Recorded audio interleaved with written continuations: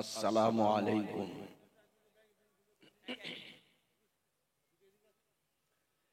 الحمد لله نحمده ونستعينه ونستغفره ونؤمن به ونتوكل عليه ونعوذ بالله من شرور أنفسنا ومن سيئات أعمالنا من يهده الله فلا مضل له ومن يضلل فلا هادي له وأشهد أن لا إله إلا الله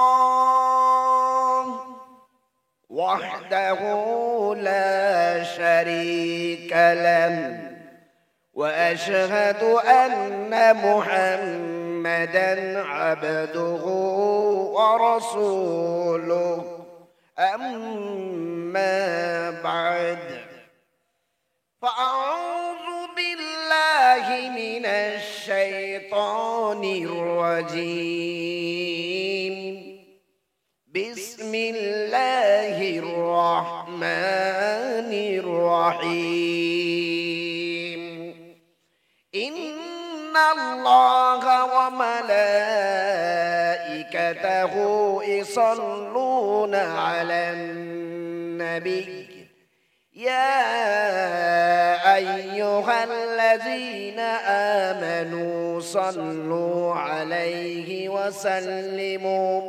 وسلموا تسليما اللهم صل على محمد وعلى آل محمد كما صليت على إبراهيم وعلى آل إبراهيم إنك حميد مجيد اللهم بارك على محمد وعلى آل محمد كما باركت على إبراهيم وعلى آل إبراهيم إنك حميد مجيد رب زدني علما رب اشرح لي صدري ويسر لي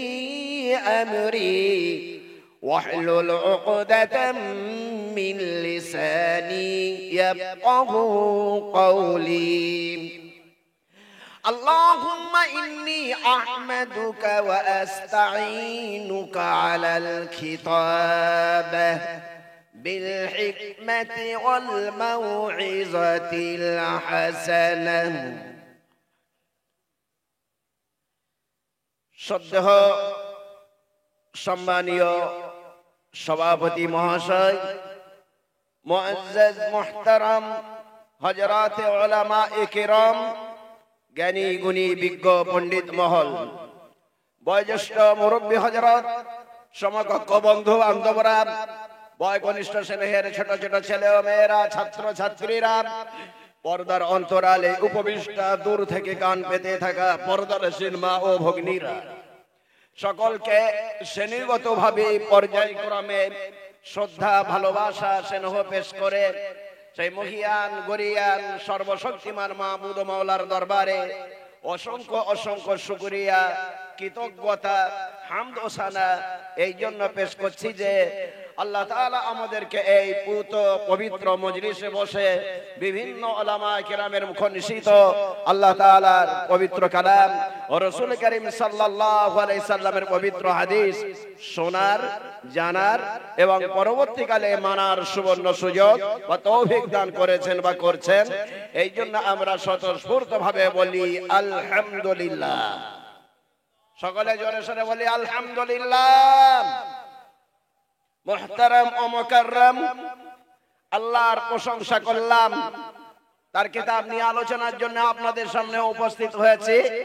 আমি আমার অক্ষমতার দ্বারাই এই ঘোষণা দিয়ে রাখি যে আল্লাহর যেমন প্রশংসা করা দরকার তেমনটা আমার দ্বারাই সম্ভব নয়।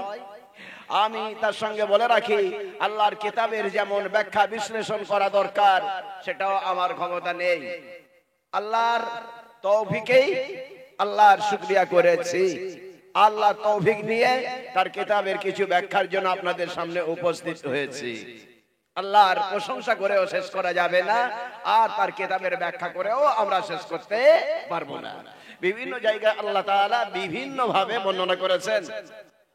তার মধ্যে আল্লাহ তাআলা 21 পারায় বর্ণনা করছেন, বিসমিল্লাহির রহমানির রহিম ওয়ালাউ আন্নামা ফিল আরদি মিন শাজারাতিন আকলাম, ভূপৃষ্ঠে যত গাছপালা আছে সবগুলো যদি আল্লাহর গুণকীর্তনের জন্য কলম তৈরি করা হয়, বোটানিক্যাল গার্ডেন থেকে শুরু করে আফ্রিকার ঘন অরণ্য পর্যন্ত যত গাছপালা পাওয়া যায় সবগুলো আল্লাহ তাআলার গুণকীর্তনের জন্য কলম তৈরি হলো। কালি হিসাবে কি ব্যবহার করা হবে এটাও আল্লাহ তাআলা বলছেন, ওয়াল বাহরু ইয়ামুদ্দুহু মিন বাদিহি সাবআতু আবহুর, সাত সমুদ্রের পানিগুলো কালি হিসাবে যদি আল্লাহর গুণকীর্তনের জন্য ব্যবহার হয়ে যায়, কালিও হয়ে গেল কলমও হয়ে গেল। কত কালি আছে দুনিয়ার মানুষ হিসাব করে বলতে পারবে না। পৃথিবীতে যত স্থল আছে তার 3 গুণ জল আছে। বঙ্গোপসাগর রয়েছে, আরব সাগর রয়েছে, আটলান্টিক সাগর রয়েছে, মহাসাগর গুলো রয়েছে। এগুলো কালি হিসাবে ব্যবহার করা মানুষের জন্য অসম্ভব নয়। যদি ওটাকে মানুষ অসম্ভব মনে করে, আল্লাহ তাআলার গুণকীর্তন তার থেকে আরো অনেক অসম্ভব, গুণকীর্তন করে শেষ করা আরো বেশি অসম্ভব হয়ে যায়।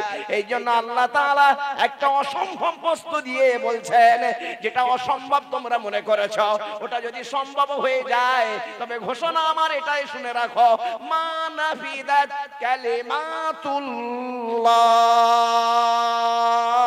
আল্লাহর কালিমা শেষ হয়নি, শেষ হচ্ছে না কিয়ামত পর্যন্ত। আল্লাহর ব্যাখ্যা বিশ্লেষণ তাফসীর আল্লাহর শুকরিয়া করে করে দুনিয়ার মানুষ কোনোদিন শেষ করতে পারবে না, কোনোদিন তা শেষ হবে না। কেন হবে না? আল্লাহ তাআলা নিজেই বলছেন, দুনিয়ার মানুষ সব তোমার তো জ্ঞান সীমিত আছে, আমি মহাবৈজ্ঞানিক, আমার বিজ্ঞানের কাছে তোমার জ্ঞানখানা পৌঁছাতে পারে না। ইন্নাল্লাহা আসিজুন হাকীম, আল্লাহ তাআলা মহাবৈজ্ঞানিক, জবরদস্ত। দুনিয়ার মানুষের বিজ্ঞান যেখানে গিয়ে শেষ হয়ে গিয়েছে, আল্লাহর বিজ্ঞান সবেমাত্র সেখানে শুরু হয়েছে। আমরা জানি কোরআন শরীফে কি শিক্ষা দেয়া হয়? নামাজ আর রোজা, তাই না? না, নামাজ রোজা শিক্ষা দেয়া হয় না শুধু কেবল, এর ভিতরে জ্ঞান আছে, বিজ্ঞান আছে, এর ভিতরে মানবতা আছে, উদারতা আছে, এর ভিতরে দুনিয়া এবং আখিরাতের সব কথা আছে। মানুষ বুঝতে পারেনি সেটা আলাদা কথা। কবিতার ভাষায় বলছে, জামিউল ইলমি ফিল কুরআন লাকিন তাকাসার আনহু আফহামুর রিজালি, সব জ্ঞান কোরআনে আছে, মানুষের জ্ঞান লোপ পেয়ে গিয়েছে, সেখান থেকে বের করতে পারে না, বুঝতে পারে না। দুনিয়ার মানুষ মনে করে এই মাদ্রাসাগুলোতে কেবলমাত্র নামাজ আর রোজার শিক্ষা দেয়া হয়, ফকিরি বিদ্যা শিক্ষা দেয়া হয়, মনে করে না? করে না? জি না, কেবলমাত্র নামাজ রোজার শিক্ষা নেই। কোরআন শরীফের 90% আছে মানবতার কথা, ইনসানিয়াতের কথা, আখলাক চরিত্রের কথা। নামাজ রোজার কথা মাত্র 10% আছে। কোরআন শরীফের আয়াত কখানা? আমি গুনে দেখেছি 6236টা। আমাদের কাছে যে কোরআন শরীফ রয়েছে ওতে আয়াত নম্বর দেয়া আছে। 6236টা আয়াতের মধ্যে নামাজের রোজা কত পার্সেন্ট? উসুলের কিতাব যেখানে বিধান পড়ানো হয় ওই বিধানে লেখানো আছে, বিধানের বিধান, ইসলামী ল, ল এর আবার বিধান আছে, তাকে বলা হয় উসুলুল ফিকহ। এতে লেখা আছে মিকদারু 500 আয়াত, মানে হলো 500 আয়াত আছে, শুধু বিধান বলা আছে। এবারে বলুন 6000-এর সঙ্গে 500 গড় কত দাঁড়াচ্ছে? যারা হিসাব জানেন তারা বলেন। খুব বেশি বেশি 10% গিয়ে দাঁড়াবে। 500 আয়াতে আছে বিধান, 6236টা আয়াত আছে কোরআন।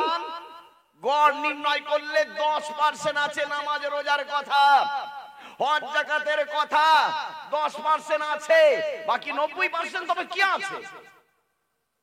মানুষ জানেনি, মানুষ বোঝেনি, মানুষ ভুল ব্যাখ্যা করে দিয়েছে। আমি প্রথমে বলেছি এর ভিতরে জ্ঞান আছে, বিজ্ঞান আছে, কৌশল আছে, হিকমত আছে, মানবতা আছে, উদারতা আছে, প্রেম, প্রীতি, ভ্রাতৃত্ব, ঐক্য, মিল্লাত আছে, তথা দুনিয়া এবং আখিরাতে যা কিছু প্রয়োজন সবের ভিতরে ঢুকিয়ে দেওয়া হয়েছে। বলুন সুবহানাল্লাহ।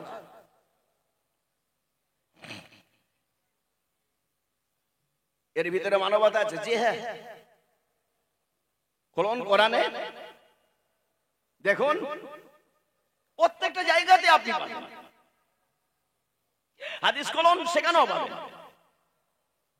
কোরআন শরীফের প্রথম আয়াতে বলা হলো আলহামদুলিল্লাহি রাব্বিল আলামিন, সমস্ত প্রশংসা সে আল্লাহর, পালক যিনি সারা দুনিয়ার।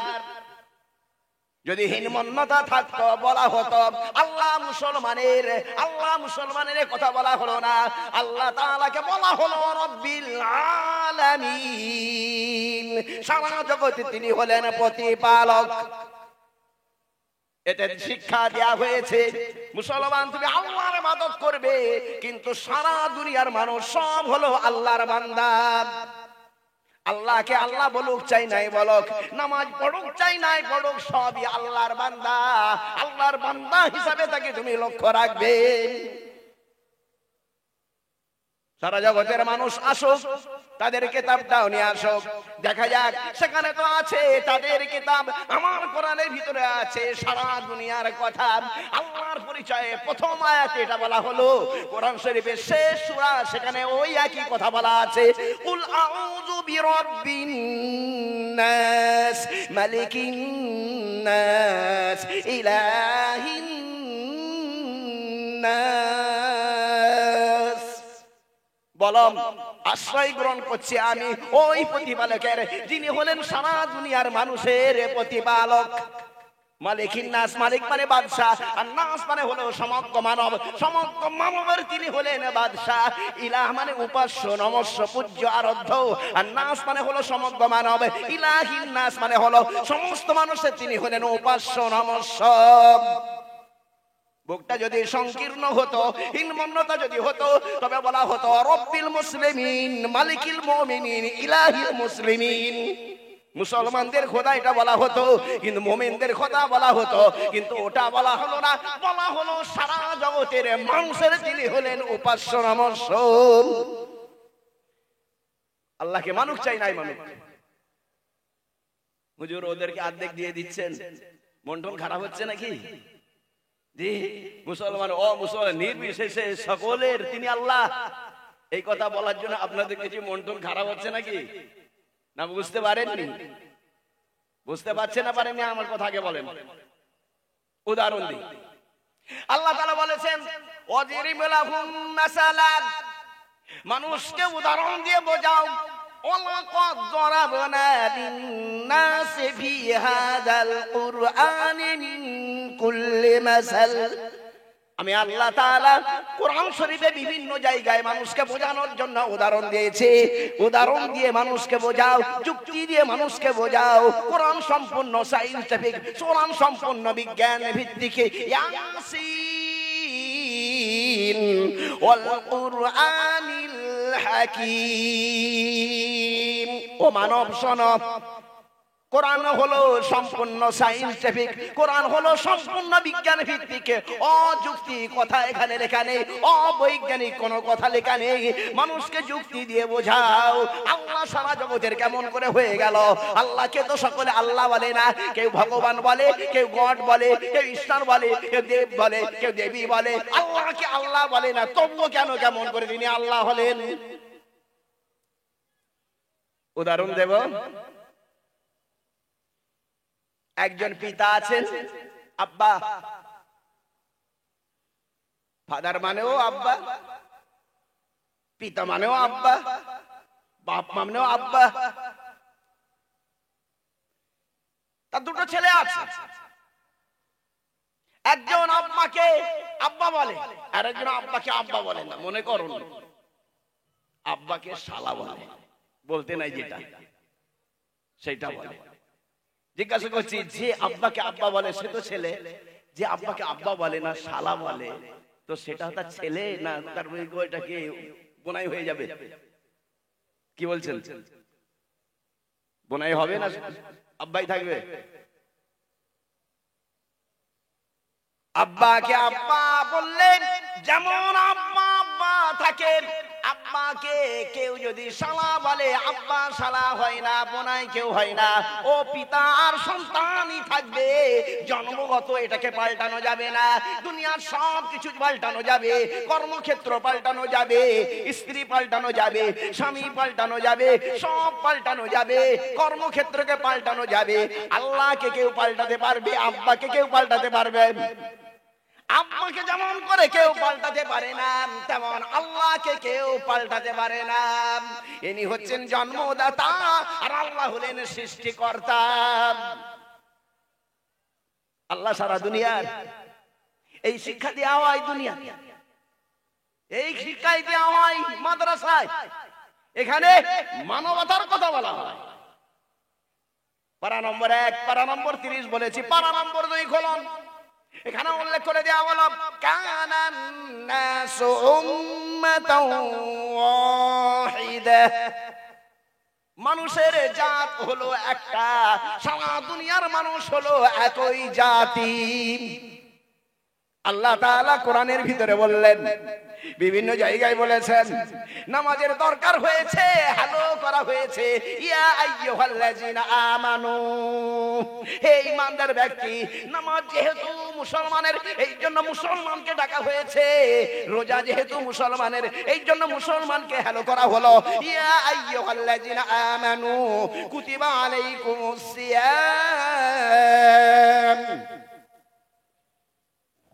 হে ঈমানদার ব্যক্তিগণ, তোমাদের জন্য রোজা ফরজ করা হয়েছে।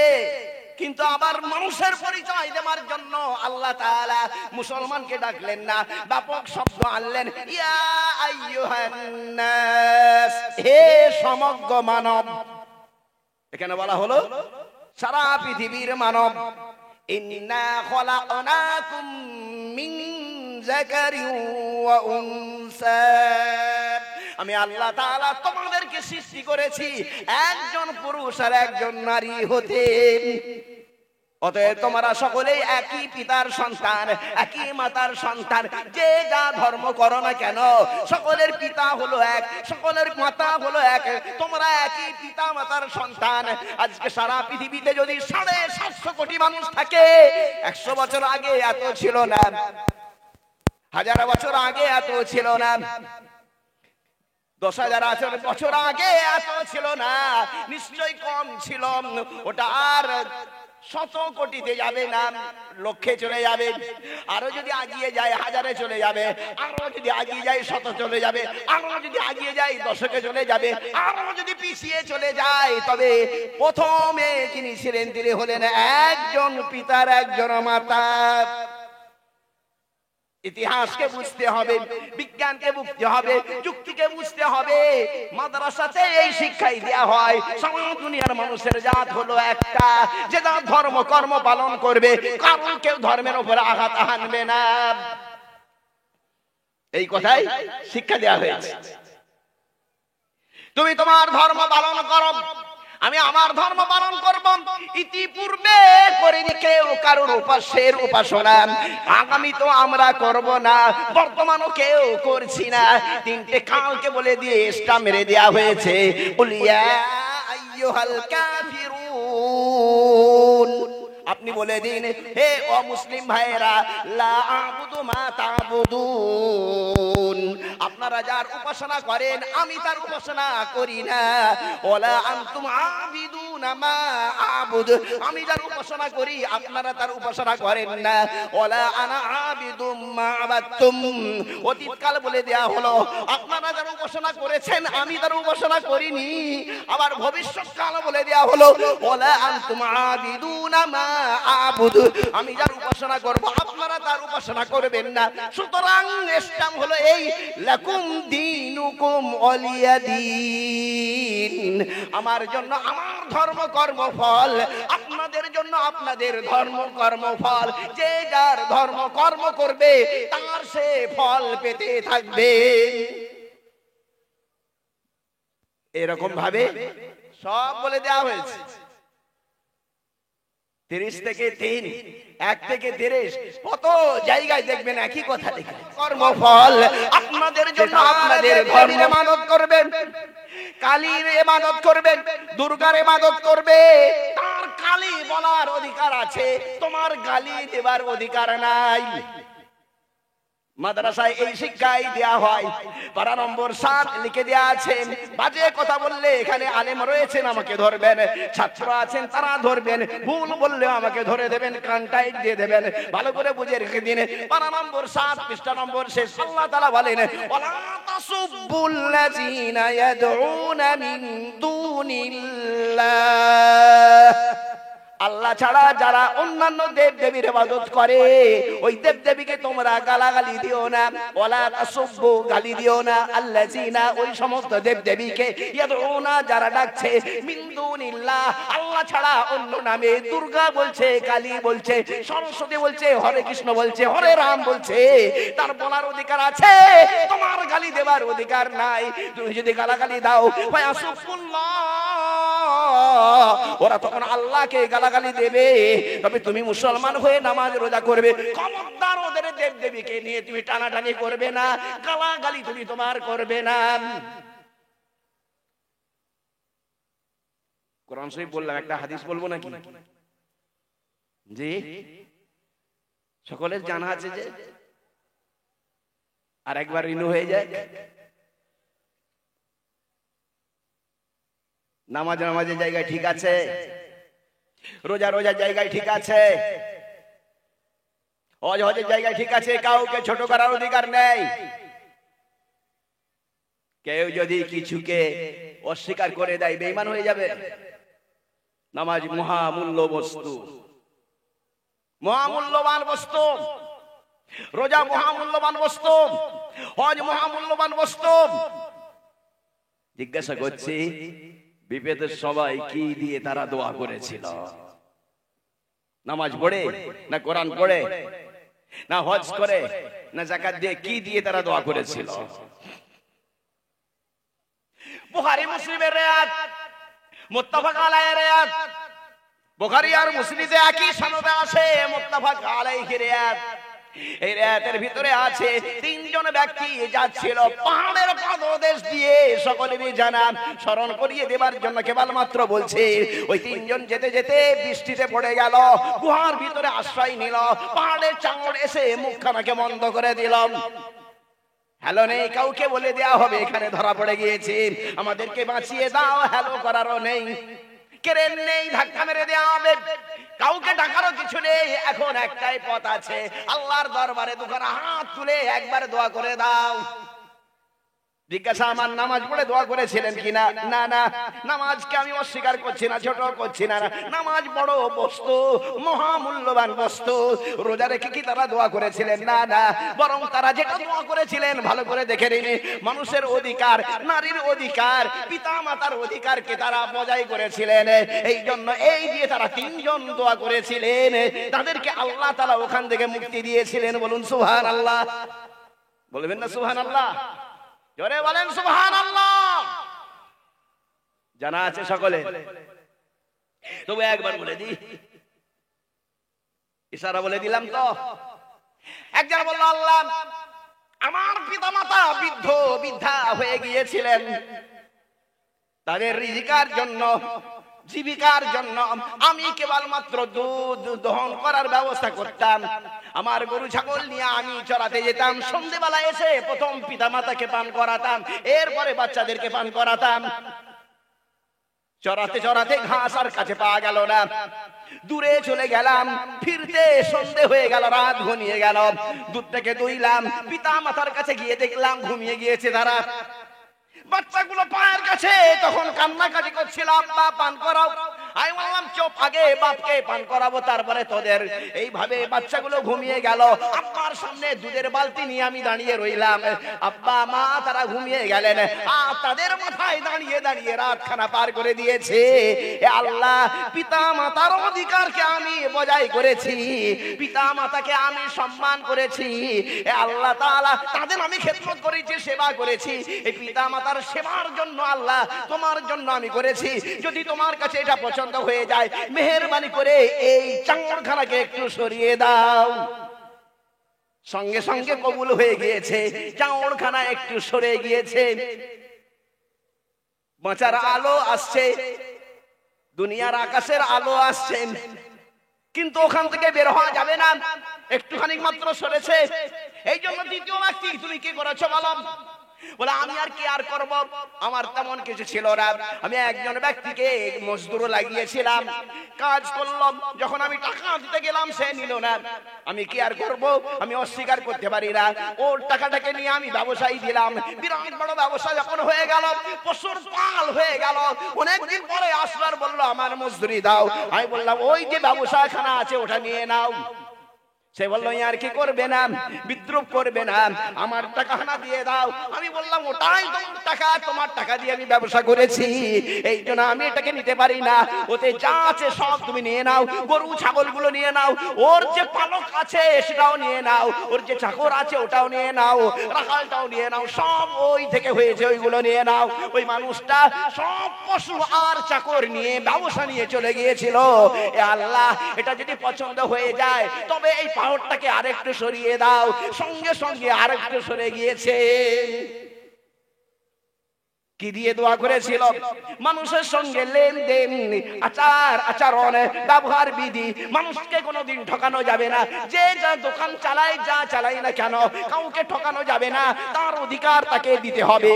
এই হকটা দেবার জন্য আল্লাহ তাআলা সেই দিনে দোয়া কবুল করে নিয়েছেন। তার জন্য পাহাড়ের চাঙড়খানা আল্লাহ তাআলা সরিয়ে দিয়েছেন। হাত গলানো যাবে, এখনো মাথা গলানো যাবে না। দ্বিতীয় বন্ধু, তুমি কি করেছো? আমি তো তেমন কিছু করিনি, তো একটা আমি গোনা থেকে বেঁচেছিলাম, আমি নারীর ইজ্জতকে রক্ষা করেছিলাম। চাচাতো বোনের সঙ্গে আমার অবৈধ প্রেম। চাচাতো বোন বলেছিল, এত সোনার টাকা আনতে হবে। যত সোনার টাকা দাবি করেছিল, তার সঙ্গে ব্যভিচারীর জন্য আমি তাকে টাকা দিয়ে দিয়েছিলাম। আমি যখন এবারে জিনা করতে যাব, ব্যভিচার করতে যাব, তেমন সময় সে আমাকে বলেছিল, আল্লাহকে ভয় করো। এ আল্লাহ তাআলা, তোমার ভয়তে আমি জিনা থেকে বেঁচে গিয়েছিলাম। জওয়ান যুবক, ভালো করে শুনে রাখবেন, নারীর ইজ্জতকে রক্ষা করুন, নারীকে সম্মান করুন, তার মর্যাদা দান করুন, তার ইজ্জতকে লুণ্ঠন করার অধিকার নেই। এটা যদি আপনি মনে করেন, যদি মনে করেন ওটা আমারই বোন, আমারই মা, যদি এটা মনে করে যদি তার দিকে আপনি কুদৃষ্টিপাত না করেন, তার ইজ্জতকে যদি রক্ষা করেন, আপনার দোয়াটা ওই রকমই কবুল হয়ে যাবে। লোকটা তখন দোয়া করেছিল, আল্লাহ চাচাতো বোনকে আমি জিনা করলাম না, টাকা তো সে আগেই নিয়ে নিয়েছিল, তোমার ভয়ে রে ওই জায়গা থেকে আমি উঠে এসে গিয়েছিলাম। এ আল্লাহ, এটাও যদি তোমার কাছে পছন্দ হয়ে যায়, মেহেরবানি করে তুমি ওটাকে হটিয়ে দাও। সঙ্গে সঙ্গে পাহাড়ের সবটা সরে গিয়েছিল। তিনজন ব্যক্তি ওই বিপদ থেকে নাজাত পেয়ে গিয়েছিল। রাওয়াহুল বুখারী, মুসলিম, সিয়াসাত তার অধিকাংশ হাদিসেই আছে। মুত্তাফাক আলাইহি, সকলেরই জানা। শুধু আমি স্মরণ করালাম, ওটা কি নামাজ না রোজা না হজ না যাকাত? পিতামাতার অধিকার, ব্যবসায়ীর অধিকার, নারীর ইজ্জত, গুনাহ থেকে বাঁচা, নেক কাজ করা, এইটা যেটা ছিল সেটাও ছিল মানবতা। বলুন সুবহানাল্লাহ। ইসলামে এই শিক্ষাই দেয়া হয়, ইসলামে অন্য কোন শিক্ষা দেয়া হয় না। মাদ্রাসায় সন্ত্রাস শিক্ষা দেয়া হয় না, মাদ্রাসায় হিংসা শিক্ষা দেয়া হয় না, মাদ্রাসায় ঈমান, আমল, মানবতা, আখলাক, চরিত্র, প্রেম, প্রীতি, উদারতা, ভ্রাতৃত্ব, এই শিক্ষাই দেয়া হয়। আছে, কিয়ামত পর্যন্ত থাকবে। বলুন ইনশাআল্লাহ। জোরে বলে ইনশাআল্লাহ। আগিয়ে চলুন। আল্লাহ আল্লাহর ভাষায় বলেছেন, নবী নবীর ভাষায় বলেছেন, কবি কবির ভাষায় বলেছেন, রাসূল রাসূলের ভাষায় বলেছেন, আর ঋষি ঋষির ভাষাতেও বলেছেন। ওদের কথাগুলো একটু বলবো না জি? ঋষির ভাষায় বলে দিয়েছেন, সম্ভালে বিষ্ণু যশস্য গৃহে প্রাদুর্ভাবম সুমতাং বিষ্ণু যশস্য গর্ভ মা ধত্ত বৈষ্ণবম দ্বাদশাং শুক্লপক্ষস্য মাধবে মাসি মাধবম চতুর্ভি ভাতি বিদেবং করিষ্যামি কলিক্ষয়ম জাত যুবং ভুবং দেবা সহস্র অবতরণে রতা ইদো জনা উপসূত নরা সংশেষ্ট বিশ্বতে নিপশ্চৈব মহাদেবং মরুস্থল নিবাসিনে নিপুলিঙ্গ ছেদ্য দস্যুষ্কটিস্য নেহনস্পতি হোতারবিন্দ মহারাসৌরিন্দ আল্লাহু যষ্টং ষষ্ঠং পরমং পূর্ণং ব্রহ্মণং আল্লাহ আল্লাহ আদংলং বুকেবং নির্গতকম জন্ম বৈকুণ্ঠ বরপ ইনু তুত জবিনাম মুহাম্মাদাম গিরিজানাতাম নমস্তে নমস্তে নম আল্লাহ রাসূল মুহাম্মাদান গংবরস আল্লাহ আল্লাহ লা ইলাহা হরুতে বাবম ইল্লা ইলাহা পরম পদম জন্ম বৈকুণ্ঠ বরপ ইনু তুত জবিনাম মুহাম্মাদাম গিরিজানাতাম নমস্তে নমস্তানাম। ব্যাখ্যা করব।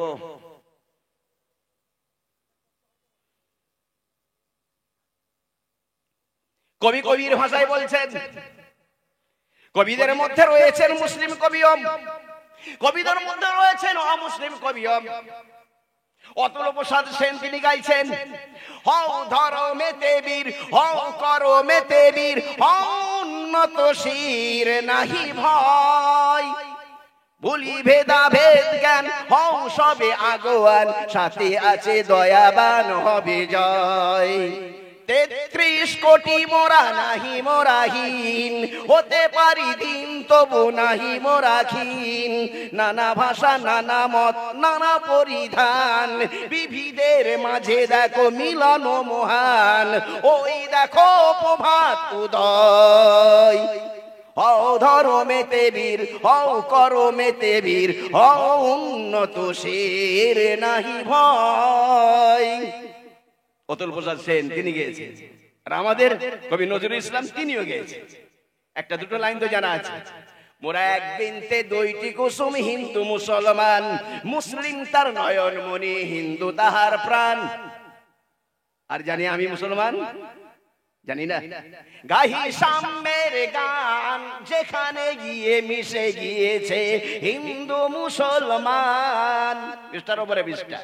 গাহি সাম্যের গান, যেখানে গিয়ে মিশে গিয়েছে বৌদ্ধ খ্রিস্টান। পৃষ্ঠার উপরে পৃষ্ঠা। গাহি সাম্যের গান, যেখানে গিয়ে উঠে গিয়েছে যাবতীয় ব্যবধান। কবি নজরুল ইসলাম তিনি গেয়েছেন, একখানা নয় দুখানা নয়, ওরে গেয়েছেন। তোমার বাণী রে করিনি গ্রহণ, ক্ষমা করো হযরত, ভুলিয়া গিয়াছি তব আদর্শ, তোমার দেখানো পথ। ভিন ধর্মীর পূজা মন্দির ভাঙিতে আদেশ দাওনি হে বীর, তলোয়ার তুমি দাওনি হে প্রভু, দিয়াছ অমর বাণী। আল্লাহ কোরআন নামিয়েছে নাকি তলোয়ার নামিয়েছে? কি নামিয়েছে? জি, ভিন ধর্মীর পূজা মন্দির ভাঙিতে আদেশ দাওনি হে বীর, তলোয়ার তুমি দাওনি হে প্রভু, দিয়াছ অমর বাণী। মোরা ভুলে গিয়ে তব উদারতা, করিয়াছি সার ধর্মান্ধতা, বেহেশতে হতে ঝরে না কো তব রহমত, ক্ষমা করো হযরত, তোমার বাণী রে করিনি গ্রহণ, ক্ষমা করো হযরত, ভুলিয়া গিয়াছি তব আদর্শ, তোমার দেখানো পথ। আমার কিতাবে তাদের সমর্থন, তাদের কিতাবে আমার সমর্থন আছে। আমার কিতাব উল্লেখ করে দিয়েছে, আসো জগতের মানুষ, আসো কোরআন নিয়ে আসো, কোরআন নিয়ে আসো, বেদ নিয়ে আসো, যেখানে কেনে আসো, জিন্দাবেস্তা নিয়ে আসো, ওল্ড টেস্টামেন্ট নিয়ে আসো, নিউ টেস্টামেন্ট নিয়ে আসো, ঋগ নিয়ে আসো, যজু নিয়ে আসো, অথর্ব নিয়ে আসো, শাম নিয়ে আসো, অল্ল উপন্যাস নিয়ে আসো, সবগুলো নিয়ে আসে আমার সামনে একবার পড়ে দাও। কুল ফাতু বিত তাওরাতি ফাতলুহা, অন্যান্য ধর্মগ্রন্থগুলো নিয়ে আসো আমার সামনে একবার পড়ে দাও।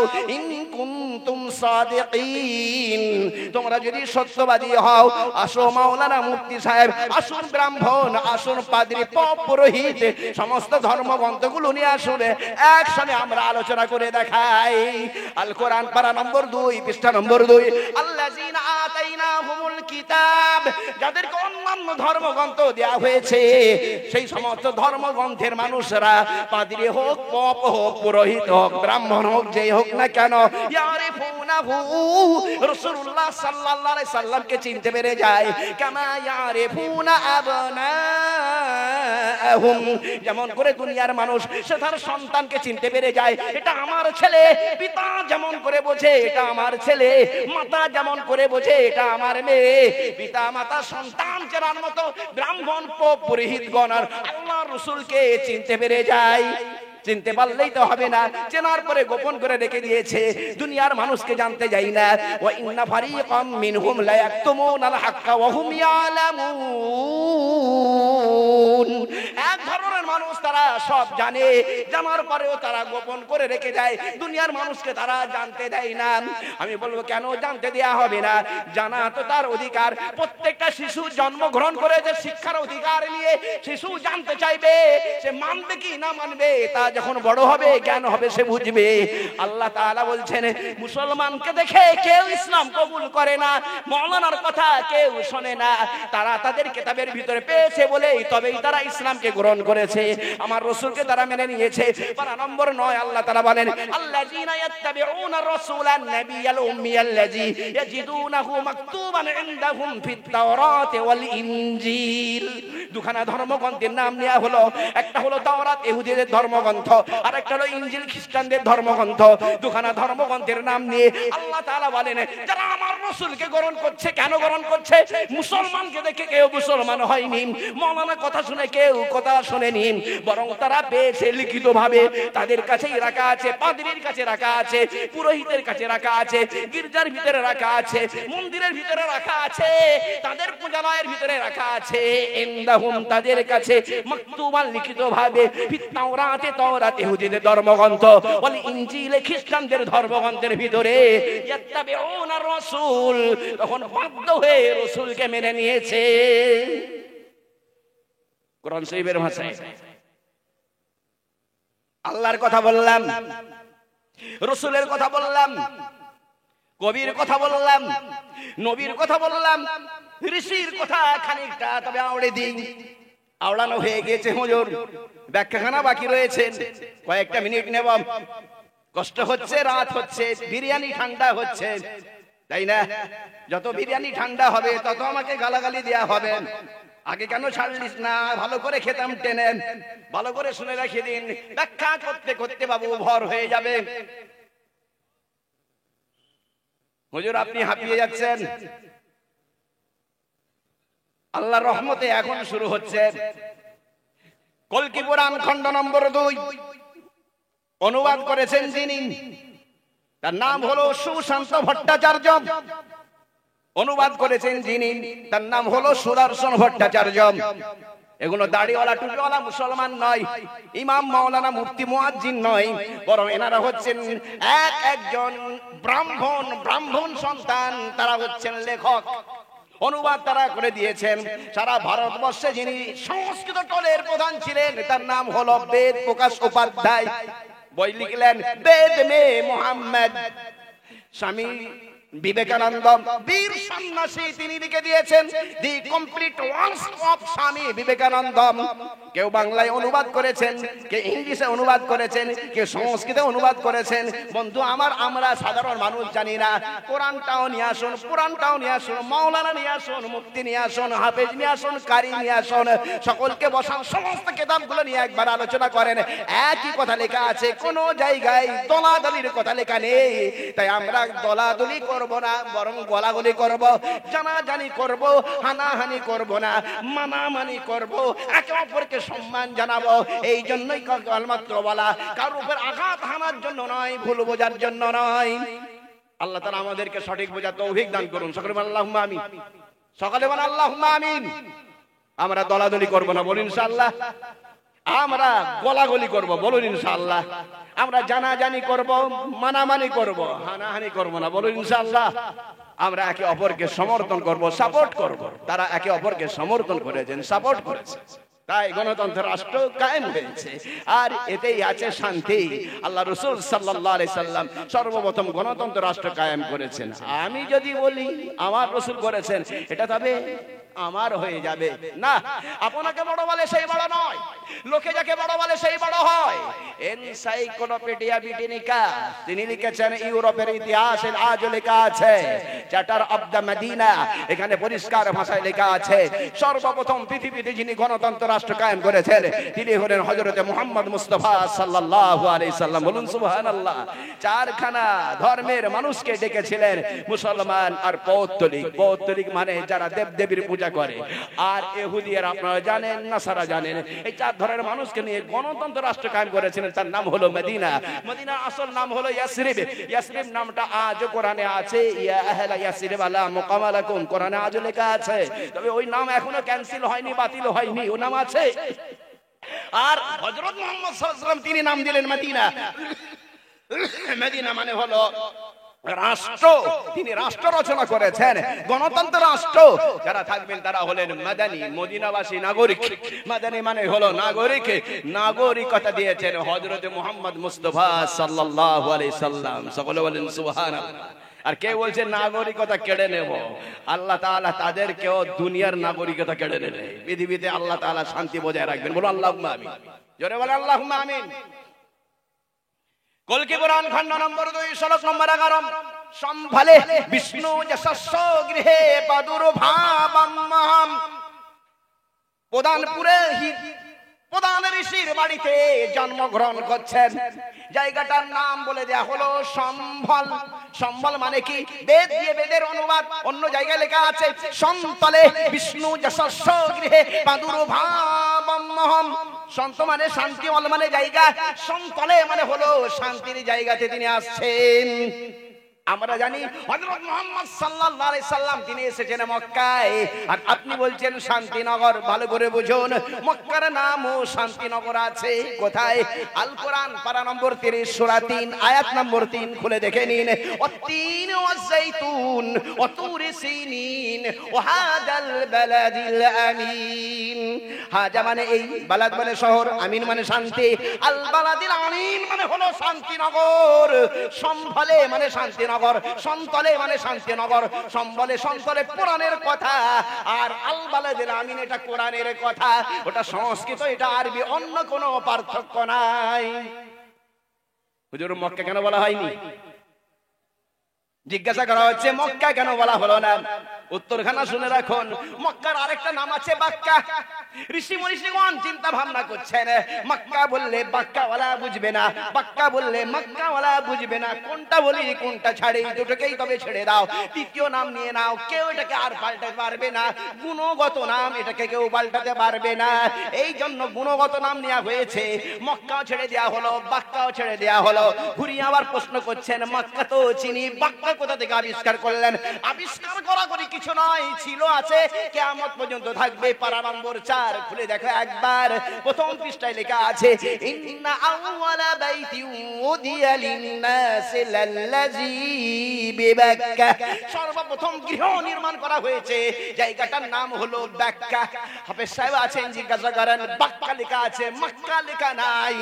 এখন ফির আবার ঘুরিয়ে জিজ্ঞাসা হয়ে যাবে, বাক্কা কেন বলা হলো, মক্কা কেন বলা হয় না? ওটাও ভালো করে বুঝে রাখে দিন। প আর ম দুটো দুই ঠোঁট থেকে উচ্চারণ হয়, প ফ ব ভ ম একই লাইনে উচ্চারণ করে দেয়া হয়েছে।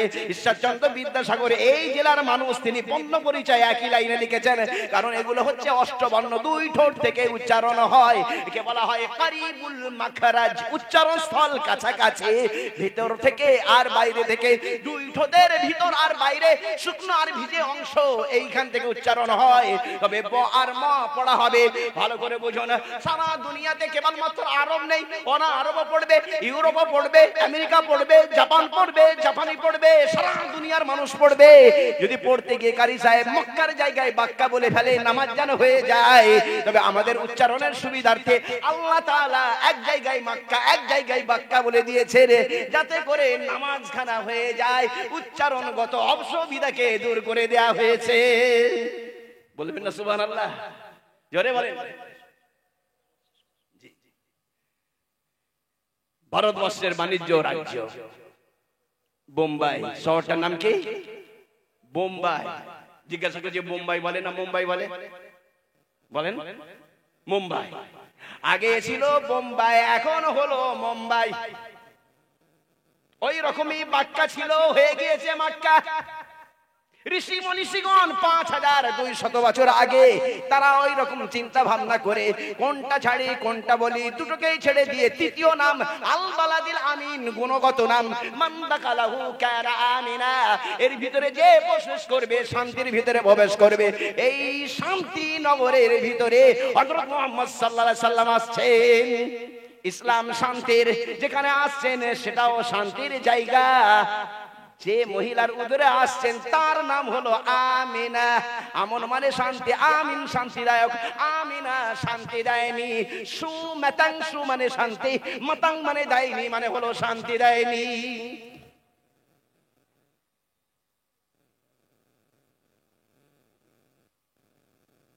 বলে হুজুর পরে কোনদিন শুনবো, এখন কথা রাখেন, ব্যাখ্যা বাকি রয়ে গেল।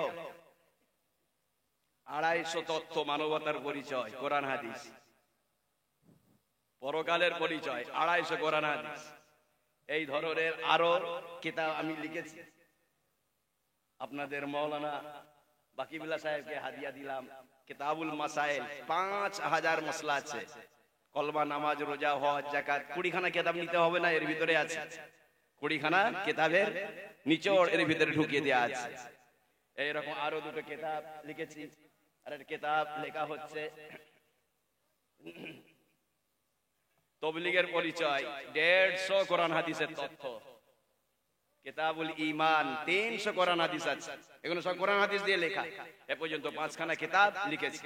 কারো যদি প্রয়োজন মনে হয় তবে আপনারা এইগুলো নিতে পারেন। দাম 50, 50, 30, 30, 150, টোটাল 150 আর 150, 300 টাকা টোটাল। কেউ যদি নিতে চান তবে আমার কামরায় আসেন, দোয়া হযরত করবেন। আল্লাহ তাআলা আমাদেরকে ইসলাম নিয়ে থাকা তৌফিক দান করুন। বল আল্লাহুম্মা আমিন। আল্লাহ তাআলা আমাদেরকে ঈমান নিয়ে মরার তৌফিক দান করুন। সকলে আল্লাহুম্মা আমিন। আমি আছি, আল্লাহুম্মা আমিন। আল্লাহ তাআলা আমাদেরকে এক করুন। সকলে আল্লাহুম্মা আমিন। আল্লাহ তাআলা আমাদের দুনিয়া এবং আখিরাতে শান্তি দান করুন। সকলে বলেন আল্লাহুম্মা আমিন। আবার কোন সময় যদি আসে বাকি অংশের ব্যাখ্যা হবে ইনশাআল্লাহ। ওয়াদা রয়ে গেল। সালামের উত্তর চাই। আসসালাম।